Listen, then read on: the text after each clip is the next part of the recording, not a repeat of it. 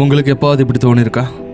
என்னதான் நான் கஷ்டப்பட்டு இருந்து படித்தாலும், முயற்சி பண்ணாலும், கற்றுக்கிறதுக்கு ட்ரை பண்ணாலும் என்னோடய முயற்சிகள்லாம் திரும்ப திரும்ப தோற்றுக்கிட்டே இருக்க. ஏன்?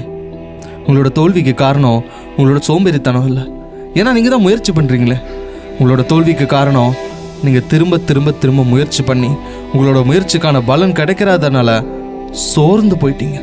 You are just lost. சொல்லப்போனால் யாருக்கு தெரியாது நீங்கள் காலையில் எப்போ எழும்புவீங்க, எவ்வளோ நேரம் இருந்து படிப்பீங்க, இந்த புக்கை எவ்வளோ நேரம் ஓப்பன் பண்ணியிருப்பீங்க, க்ளோஸ் பண்ணியிருப்பீங்க, எவ்வளோ பேப்பர்ஸை புரட்டி பார்த்துருப்பீங்க, எவ்வளோ டுட்டோரியல் வீடியோஸ் பார்த்துருப்பீங்க, எவ்வளோ ஃப்ரெண்ட்ஸுக்கிட்ட கேள்வி கேட்டு டவுட் கேட்டு கிளாரிஃபை பண்ணியிருப்பீங்க, நைட் எவ்வளோ தூரம் எக்ஸ்டெண்ட் பண்ணியிருந்து படிச்சிருப்பீங்க. இப்படின்னு நீங்கள் கஷ்டப்படுறது இந்த உலகத்தில் யாருக்குமே தெரியாது. ஆனால் தினம் இந்த ஹார்டஸ்ட் பேட்டிலில் நீங்கள் ஃபைட் பண்ணிக்கிட்டு இருக்கீங்க. You are not lazy. இந்த உலகத்துக்கு தெரியாத மாதிரி ஒரு கடினமான சுமையை நீங்கள் சுமந்துக்கிட்டு இருக்கீங்க.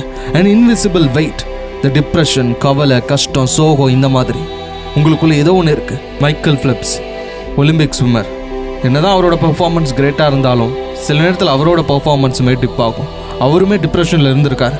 ஸோ உங்களுக்கும் இன்னைக்கு இருக்கிறது one of the performance tip. அதனால நீங்கள் லேசின்னு முடிவெடுத்துறாதீங்க. நீங்கள் சோம்பேறித்தனத்தினால தான் ஜெயிக்க முடியலன்னு முடிவெடுத்துறாதீங்க. சில நேரம் யூ ஆர் ஜஸ்ட் லாஸ்ட். உங்களோட முயற்சிக்கான பலன் கிடைக்காதனால நீங்கள் லாஸ்ட் ஆகிட்டீங்க. But you can gain control over your life. நீங்கள் திரும்பவும் முயற்சி பண்ணி அந்த ஒரு லூப்லேருந்து வெளியில் வர முடியும். சக்ஸஸ் எப்போவுமே மோட்டிவேஷனால் மட்டும் உருவாயிடாது. சில நேரம் கடினமாக நீங்கள் எடுக்கக்கூடிய சின்ன டிசிஷனில் சக்ஸஸ் உருவாகும். மோட்டிவேஷனுங்கிறது கொஞ்சம் கொஞ்சமாக குறைஞ்சி போயிடும். ஆனால் எல்லா நேரங்கள்லையும் நான் பெயின்ஃபுல்லான ஒரு டிசிஷனை கூட எடுப்பேன். நீங்கள் தனிமையில் இருக்கும்போதும், யாரும் உங்களை கண்காணிக்காத போதும், இந்த உலகமே உங்களை வாட்ச் பண்ணாத போதும், நான் என்னோட தேவைக்காக, என்னோட ஃப்யூச்சருக்காக இந்த கஷ்டமான முடிவை நான் எடுக்க போகிறேன் அப்படின்னு நீங்கள் எடுக்கிற முடிவு தான் சக்ஸஸை நோக்கி கொண்டு போகும். டாப்பர்ஸ் எல்லாம் நீங்கள் நினைக்கிற மாதிரி நிறைய படிக்கிறாங்கலாம் இல்லை. என்ன நாளைக்கு படிக்கலாம், நாளை கழிச்சு படிக்கலான்னு தள்ளி போடுறதுக்கு பதிலாக அவங்க இப்போவே எஸ் சொல்லி கூட கொஞ்சம் நேரம் இருந்து படிப்பாங்க, கூட கொஞ்சம் நேரம் இருந்து கற்றுப்பாங்க, நிறைய சின்ன சின்ன கஷ்டமான முடிவுகளை எடுப்பாங்க, நிறைய விஷயங்களை வேணான்னு ஒதுக்கி வைப்பாங்க, சந்தோஷமான விஷயங்களை அவாய்ட் பண்ணுவாங்க அவங்களோட தேவைக்காக, அவங்களோட சக்ஸஸ்க்காக. நம்ம வாழ்க்கையில் நிறைய நேரத்தில் நம்ம தொலைஞ்சு போகிறதுக்கு முக்கியமான காரணமே நம்ம வாழ்க்கையை மற்றவங்களோட வாழ்க்கையை கூட கம்பேர் பண்ணுறது தான்.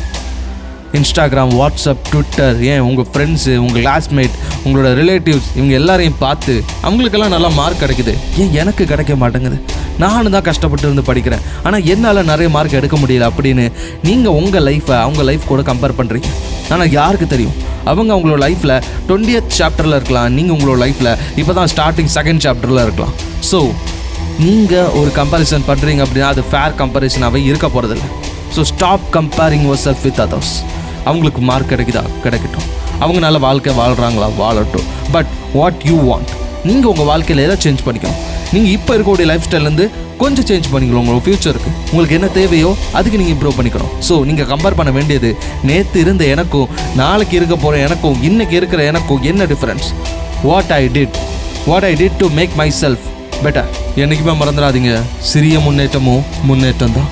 நீங்கள் தினமும் 1 மணி நேரம் உங்களுக்கு பிடிக்காத ஒரு மேக்ஸை புரிஞ்சுக்கணும்னு நினச்சி 1 மணி நேரம் ஸ்பெண்ட் பண்ணிங்க அப்படின்னா 30 டேஸோட எண்டில் நீங்கள் அந்த மேக்ஸில் 30 மணி நேரம் ஸ்பெண்ட் பண்ணியிருப்பீங்க. தட்ஸ் எனஃப் உங்களோட மேத்தமெட்டிக்ஸ் கிரேடை இம்ப்ரூவ் பண்ணுறதுக்கு. இந்த புத்தகங்கள் பக்கமாக இருக்கிற எழுத்துக்கள் மட்டும் இல்லை, உங்களோட ஃப்யூச்சரில் உங்களுக்கு உதவிகரமாக இருக்க போகிற ஒரு நாலேஜ், உங்களுக்கான ஒரு ஸ்கில். ஸோ அதை இஷ்டப்பட்டு ஆசைப்பட்டு படிங்க, கற்றுக்கோங்க. Never last. உங்களை மற்றவங்க கூட கம்பேர் பண்ணாதீங்க. மனசில் என்றைக்கு நீங்கள் கம்பேரிசனால டிப்ரெஷன் உருவாகுதோ, நீங்கள் முயற்சி பண்ணாலும், if you are not lazy but if you are depressed you can't perform. So முயற்சி பண்ணி போராடுங்க. உங்களை யாரு கூடயும் கம்பேர் பண்ணாதீங்க. உங்களுக்கு நீங்கள் மட்டும்தான் சரியான போட்டி. உங்கள் வாழ்க்கை எந்த நிமிஷம் வேணாலும் மாறலாம். அந்த நிமிஷம் இந்த நிமிஷமாக கூட இருக்கலாம். உங்கள் வெற்றியின் பாதையில் நானும் ஒரு அங்கே மறக்க மோட்டிவேஷன் தமிழ் சப்ஸ்கிரைப் பண்ணுங்கள். நன்றி, வணக்கம்.